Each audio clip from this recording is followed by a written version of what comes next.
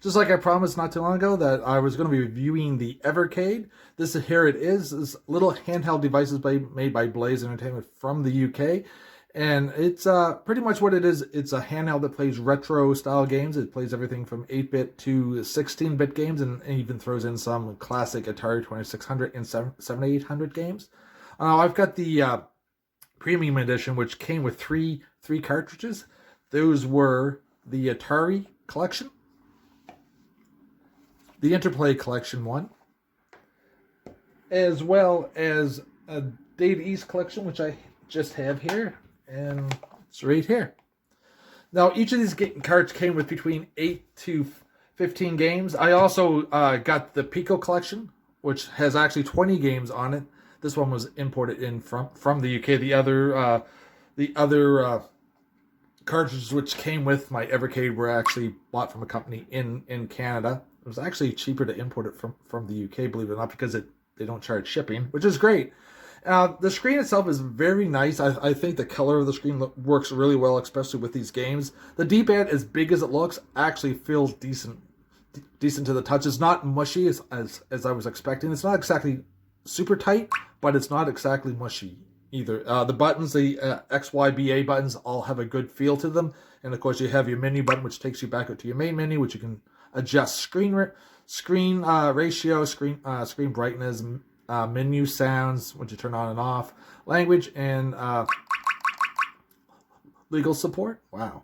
And when you're in the game, the menu will take you to a spot where you can have save states, you can load save states, you can quit the game, and you can also change the screen ratio is there as well. I always keep it to the regular 4:3 original screen aspect ratio. Now with the Pico Entertainment, this had 20 games with it. This came with 8 Eyes, Brave Battle Saga, Canon Legend of the New Gods, which is a role-playing game, 16-bit role-playing game, Draken, which was one of my favorite games on the Super NES. This is one thing that really attracted me to the Pico Collection 1, was the game Draken. Dragon View, Dork, and YMP. I don't think I've ever played that game. It's actually rather fun.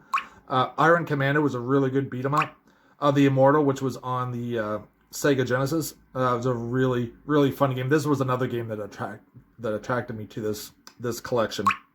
And we also got Jim Power, The Lost Diamonds, Magic Girl, which is a pretty tough 16-bit shooter, Nightshade, Power Pigs of the Dark Age, Power Punch 2, Radical Rex, Switchblade, The Humans, which was a really fun game I used to play back on the Amiga back in the day, Tinhead, Top Racer, that's actually not a bad racing game, and Way of the Exploding Fist, and Water Margin, which is actually not a bad beat 'em up. But that's with the Pico Collection. All cartridges come with a really cool manual, full color. This explains about the game, tells you about the game's background. Also, it shows you the control scheme, which I thought was a really nice touch. And I've been looking for something to start collecting back into, and this is something I always wanted to get, but I never really thought about how good the Evercade is. It also has a micro USB port to charge, and also a mini HDMI port to output to your monitor or TV. Now, like I said, this is a cartridge-based system. I'll show you what the cartridges look like. That's the Pico Collection cartridge, the Data East Collection cartridge, Interplay Collection cartridge. Don't worry about the sound. That's just my cat decides to come in to see what's going on and say hello. And the Atari Collection cartridge. Now, they also on the back, they also show you screenshots of the box art of the different games that come with the each one. The Atari one comes with 20 games. Interplay comes with, I believe, 6. One of them being the fun Clay Fighters and also Earthworm Jim. Data East comes with, looks to be 10. Double Dragon, Bad Dudes, Burger Time, Side Pocket, Karate Champ. I actually didn't mind Karate Champ too much for the 8-bit Nintendo. I know a lot of people do not like that version. And it's actually not too bad. And it also comes with Magical Drop too. I really love that game. All in all, I think this is a really decent device. let's fire up. Let's play a little bit of Double Dragon from the Data East collection. Cartridge locks in there. Let's turn it on. Starts with the Blaze Entertainment logo. I don't know how well you're going to be able to see this. I know, B. I know. You were quiet all day, right? Until I decided to do this. Isn't that how it is with Mrs. B? I know. I know. Some Bad Dudes, Burning Rubber, Burger Time, Two Crew Dudes was really fun. Fighter's History, Joe and Mac 2, Karate Champ, Magical Drop 2, Midnight Resistance, which was a really good game. Side Pocket, and we're back to Bad Dudes. Now these, again, there's no arcade ports. They're all 8-bit to 16-bit games, so they're all from the console generation. Let's try a little bit of, say, Joe and Mac 2.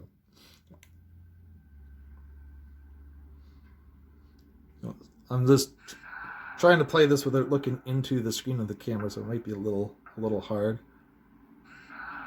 Let me turn it up some. I don't know how loud this is, because the only thing I kind of wish is that when you're doing the volume, that it actually hit a slider on the screen itself. So I don't know how well the camera's going to be picking up the audio.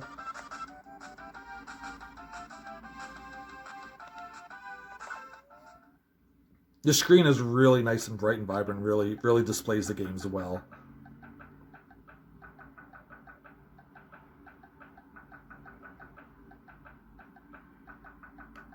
I just skipped that.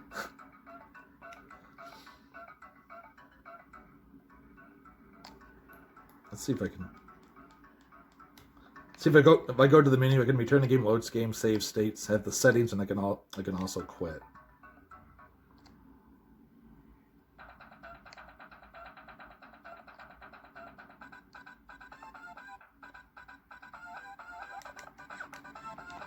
Oh.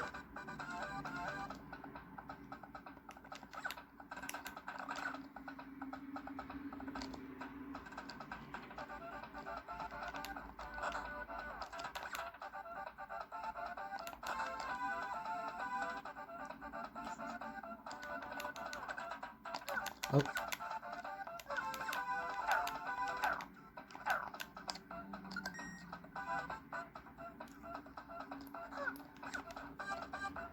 This is really hard to play with him. You see it in the camera as well.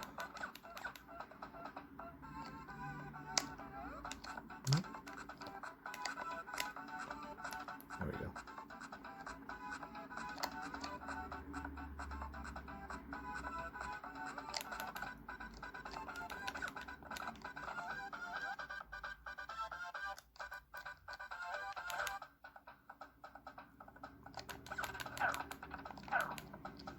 Alright, that's Joe and Mac. Let's play a little bit of Bad Dudes, shall we?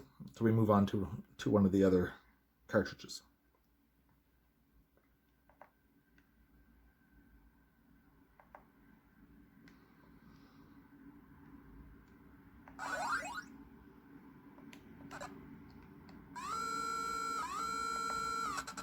We'll skip that there.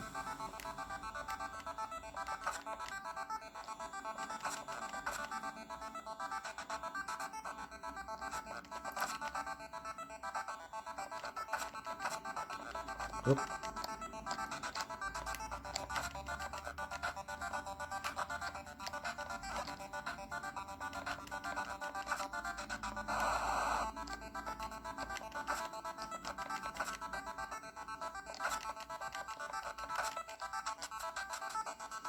Let's go to this. We'll swap the card out and show you some of the let's say the Atari collection. Everyone loves the Atari collection, right? And like I said, they all come with their nice little full color manuals, which I really thank them for doing. It's really a cool little addition to the carts themselves. And the nice little adorable collector's cases as well. All right, let's put the Atari cartridge in. Go down, turn it back on.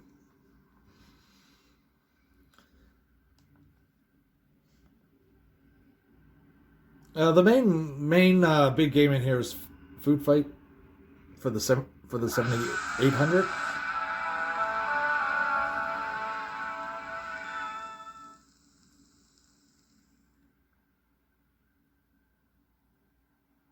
So there's Alien Brigade for the 7800 Adventure, of course, Aqua Adventure, Asteroids, which was always fun to play, Canyon Bomber, Crystal Castles, which wasn't too bad of a port, I guess, for the 2600.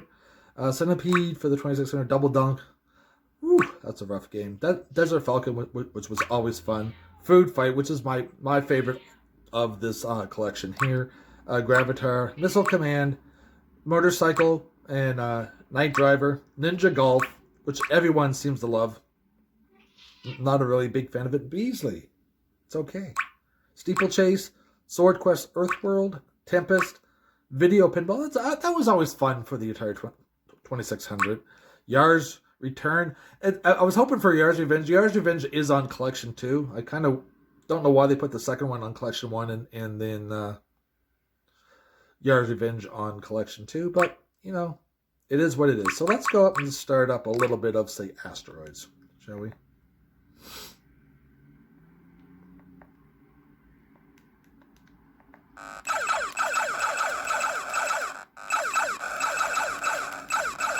One thing about the Atari games, they were nice and loud.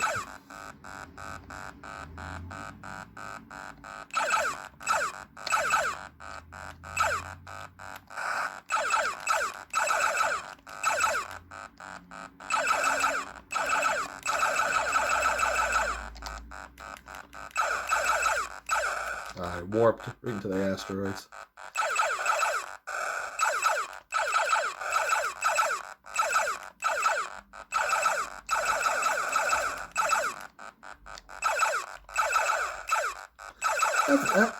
That's Ash. Let's go ahead and just jump into some Food Fight.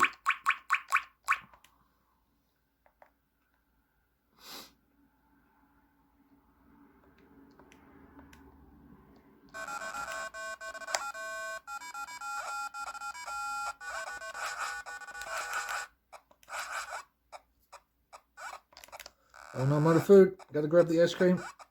Got it.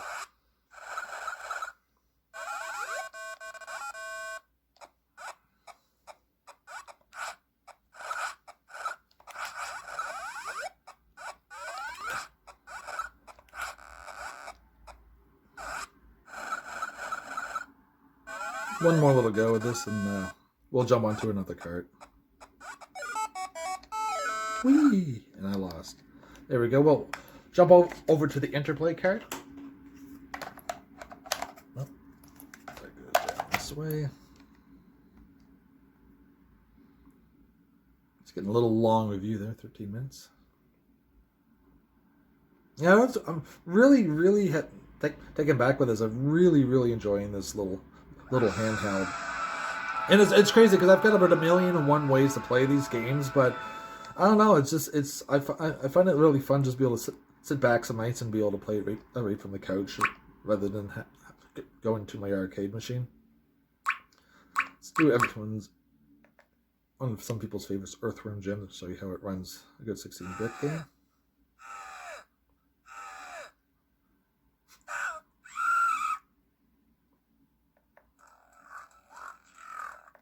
And like I said, I don't know how the sound's coming out on this video, so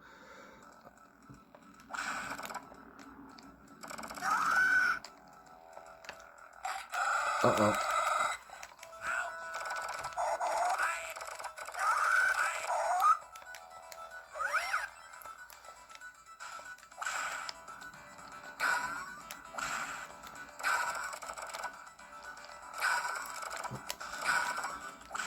You know that.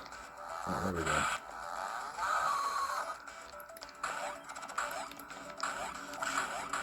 Forgive me if I'm really bad at this. I've really played this in forever.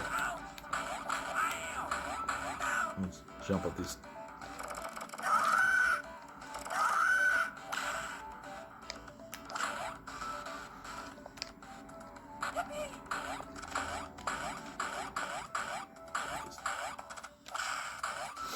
It's really hard to play like this. Oh.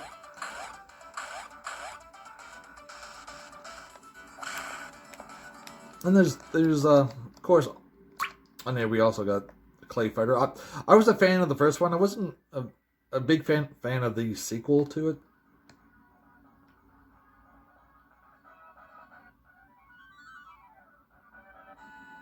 It does the Mode 7 stuff really well.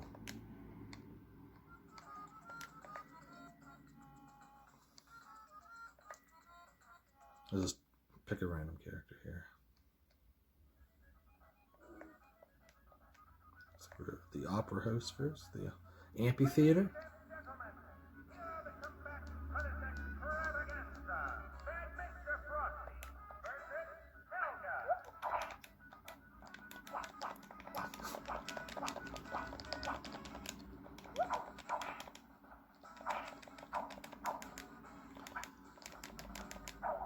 It's blocking everything.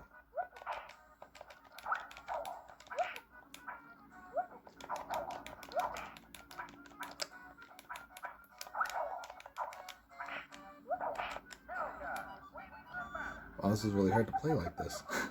I was never really good at Clay Fighters anyway, so I'll give it one more go. Then we'll give my final thoughts on it.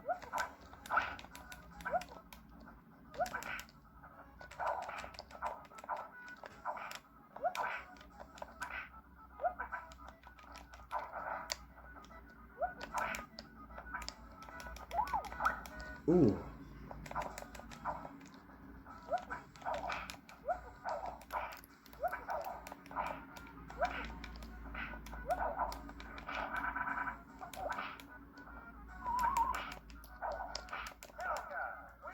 She ended up beating me. Anyways, final thoughts. I actually really enjoy what they did with the Evercade. I think it's a very well made system. It has a good weight to it. It's something that I know it looks like it may feel like it's really light, but it actually has a really good weight to it and feel. The buttons don't feel mushy. They're very responsive, and the D-pad, which I thought was going to be really mushy, actually feels really good. It's like I said, it's not super tight, but it's also not mushy. It's the headphone jack works great. It's got the volume buttons here, the triggers up top here, and this is where the cartridges go. Which that's all metal. I kind of wish they had something just to put over this to protect it from dust, but I guess you can always just keep a cartridge in there. I really do like the boxes. The boxes, harken back to the days of the Sega Genesis, and here they have the spot for the cart. They got the manual over here, box art on the back for each game that it comes with. They're just released the Atari Lynx Collection Volume 1 and 2. They have a Jalco Collection Volume 1 coming out next year. Sorry for that. And what else do they have coming out? They have an Interplay Collection 2 out, I believe. They have Namco Volume 1 and 2. And they also have carts that have some indie titles on it, which is really good production for the indie scene as well. So there you have it. I actually really enjoyed it. This cost me, 125 Canadian, roughly, or maybe 130 with shipping and taxes and such. And that came with the system, it came with the charger, and it came with the 3 carts, the Atari Collection 1, Data East Collection 1, and the Interplay Collection 1. Now, they have a bit more of an expensive one out there that comes with all 10 carts that were out at the time. Each cart with shipping and such from, let's say, from England costs about $25 Canadian, and they can range from 8 to 20 games on it, which I think is a really good value for the money, especially as if you're looking for a good legal way to purchase the games and play them. And the good thing is that you can also see what games are coming in the collection before you buy them, so that way you can see if there's enough games that you're interested in. Other than that, yeah, it's a really decent system. It's like I said, I've got 1,000,001 ways to play these games, but I was just something I wanted to get into a while back, and decided to take the plunge and bite the bullet. I don't regret it, and I think it's a fun system. Don't forget, if you like this content, like and subscribe, and you'll be seeing more of this coming your way. Thanks.